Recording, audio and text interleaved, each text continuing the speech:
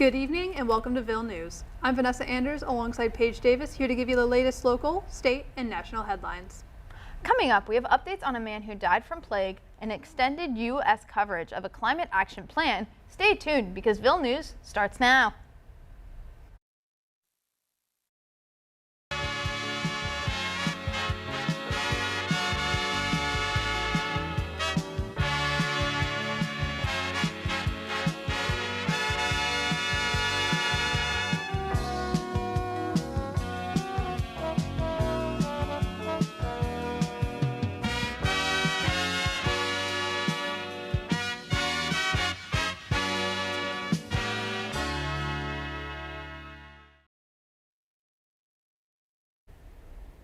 A New Mexico man has died from plague, a disease caused by the bacteria called Yersinia pestis.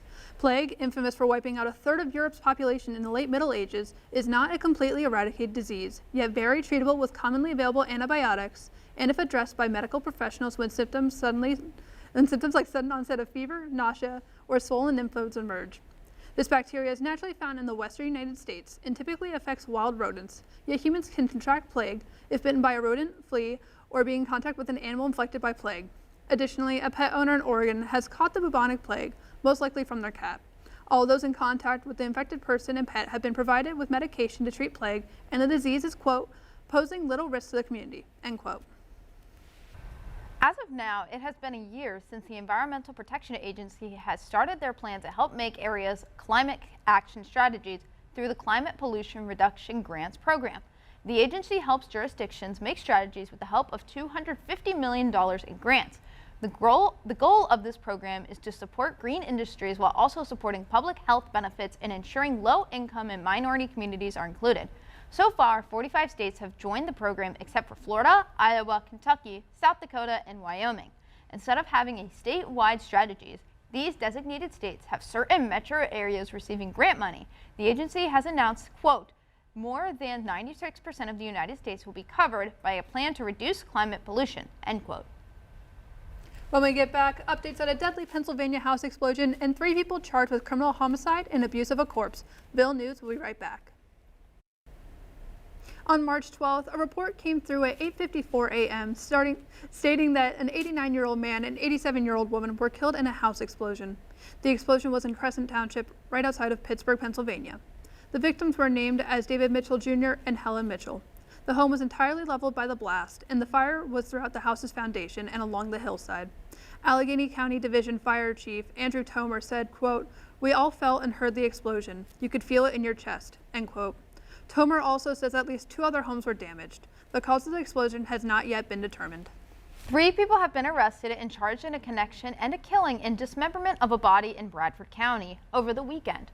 46-year-old Terry Parker, 48-year-old Rhonda Parker, and 36-year-old Summer Hale have all been charged in the connection to the killing of 40-year-old Michael Pruitt. Hale was charged with abuse of a corpse and tampering with physical evidence. Rhonda and Terry Parker were charged with criminal homicide, tampering with physical evidence, and abuse of a corpse. A search warrant was obtained to search a residence on Sawyer Road in Bradford County. Police were reported to have found bones in a burn pit, presumed to be human, and blood droplets inside the home on the kitchen wall. All 3 people were arrested and proceeded and are being held without bail with preliminary hearings, being set for March 27th at 2 p.m. When we get back, we'll have updates on a Lancaster restaurant's opening date and a local man charged with at least 3 drug-related charges. Ville News will be right back.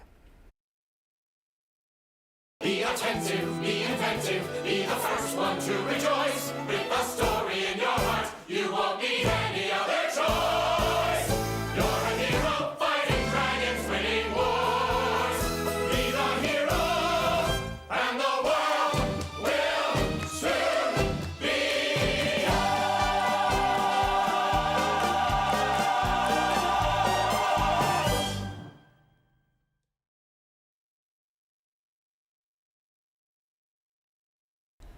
Bird in Hand Restaurant has announced its temporary location's opening date following a fire on January 30th that caused significant smoke and water damage throughout the building.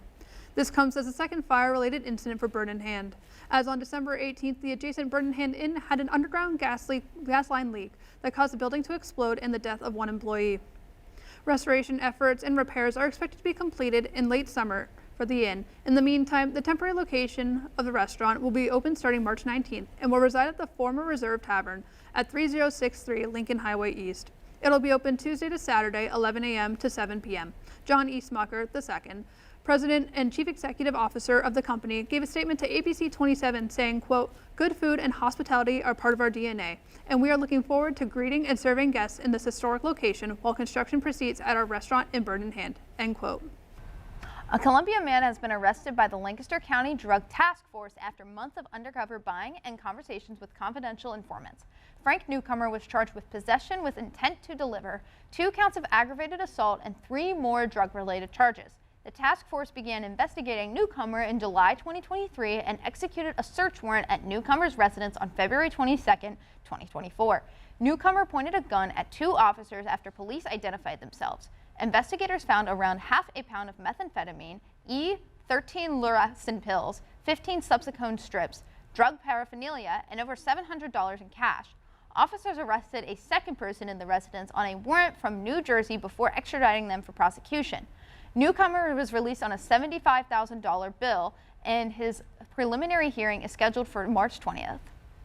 That's all we have this week for Ville News. Thanks for watching, and make sure to tune in next week for the latest local, state, and national headlines.